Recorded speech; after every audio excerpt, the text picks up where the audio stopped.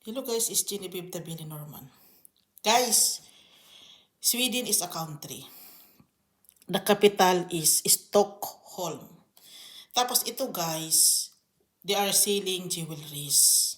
Yung pangalan niya, Gold Fin. At yung isa, Holberries. May nagtitinda din naman dito ng mga alahas, guys. Kung mahilig talaga kayo sa mga alahas, mga ganito-ganito ba? Oo. Sweden kasi is the country. Baka iniisip ninyo, Sweden is a forest lang. Hindi, maraming nakapaloob din sa Swedish pagkatao nila. Kaso lang, yung nanay ni Frank, kami ang maguguluhan for here. Kasi parang sinasabi niya, ang Sweden is parang hindi ko maintindihan.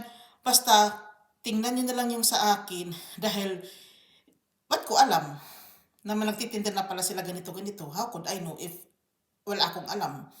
Yan dito na nga ako sa pagkatao nila, nag-interpret ako, naguluhan na nga yung anak niya. Parang sinasabi naman ng nanay niya na Sweden, ano lang, kakahuyan lang. No, nagtitinda nga sila, oh. Yan, bilhin mo, oh. Ano yan, sa make-up naman yan, oh. Lalagyan naman yan ng mga jewelry. Yan, oh. Prim naman yan kung nagbibinta naman sila ng ganun, oh. Kung purist lang, oh, sa mga bata. Picture frame naman yan. Dito, oh, pang bata naman, mga alahas, mga pendant. O dyan, o.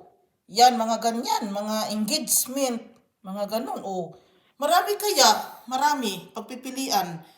Baka iisipin nyo ba na ang Sweden is just only a forest? Ganun lang. Hindi! Maraming nakapaloob pa dyan. Huwag kayong mag-alala, I'm interpreting na nga. Kaya parang iniisip ko na iniba-iba ko na lang para hindi kayo makitid dyan sa mga pinagsasabi ko. I'm trying to be wide. Guys, dito na lang ako. Maraming salamat. Bye.